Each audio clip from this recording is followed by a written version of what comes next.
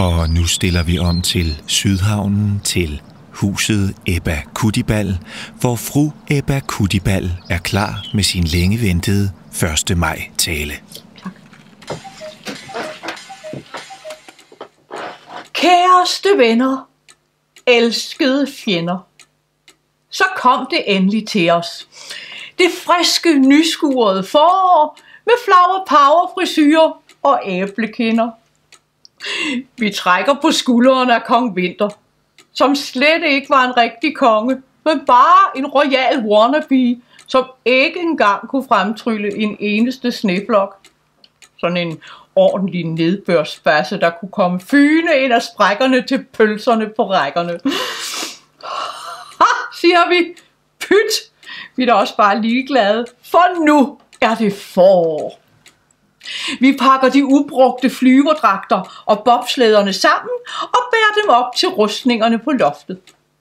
Vi graver og roder for at beplante vores haver, altankasser eller bare en urtepotte i køkkenvinduet.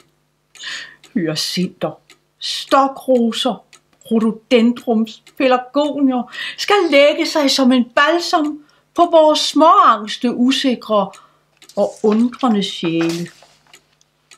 For vi bekymrer os om det, vi får fortalt udefra. Reklamer forklædt som nyheder, der aldrig under sig en ferie eller bare et lille weekendophold. Bare vi skal ned i ismejeriet efter en halv sød og lidt til kaffen, så bliver vi konfronteret med avisernes forsider. Små oppustede mænd i jakkesæt, som de ikke engang selv har betalt, og stramme damer, der siger fy. Vi ryster faktisk i vores buks. Vi spørger, hvad skal vi dog stille op? Vi vender os rundt, for vi ved ikke, hvor svarene skal komme fra. Der er lukket alle vegne. Selv i universets store hvordan og hvorledes forening, de holder nemlig generalforsamling i dag med smørrebrød, så de siger bare, ikke nu, vi sidder i møde. Men så husker vi, at når vi skal spørge, så skal vi vende snuden indad.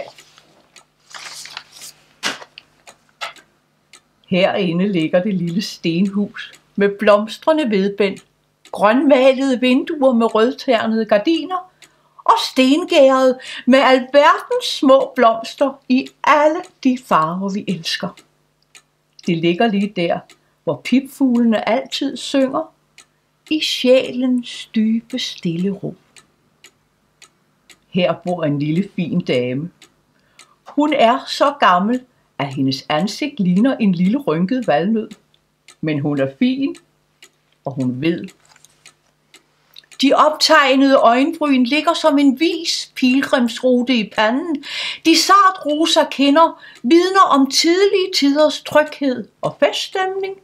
Og midt i valnøden sidder en knaldpink trutmund, der levende kan fortælle, hvorledes David købte og drak øllet. På toppen af det lille hoved sidder en optoperet dronning Ingrid-kreation, og den funkler blot som Danæg-reklame ved Sankt Jørgens Sø en søndag nat i frost. Og se, hun kommer ud af huset nu. Hun skal i skoven og hente sager. Rare sager. Hun er klædt i en miniatyrudgave af tweeddragtens oldemor, designet af en ung Erik Mortensen, fra dengang man malkede køer med hænderne. Hun dufter dejligt. Det er en blanding af kanel nummer 5 og et lille skvæt Esprit Valdemar, hun har til rest for Ebalds tid.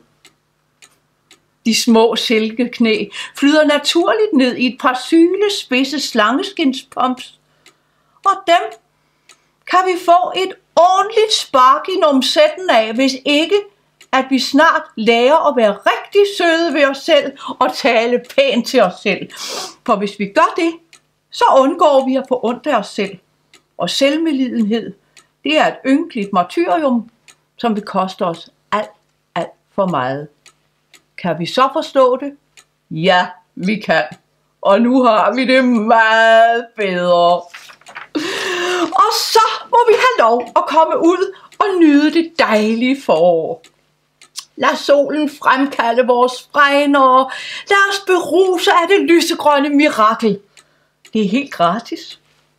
Måske deler vi en røget makrel med håndsnittet radiser på et vattæppe i en lille aprikoslot. Og går vi virkelig og ønsker os romantik? En at flæske lidt rundt med i skumringen til tonerne af tidens slager. Og hvem gør ikke det? Så skal det nok komme. Springvandet på Mozarts plads er der isfrit, og vores brødre og søstre fra Norddanmark kan glæde sig over, at de snart kan komme i kajak.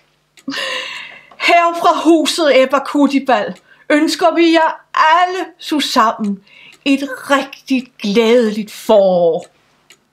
Fjanteloven længe leve. Mio bambino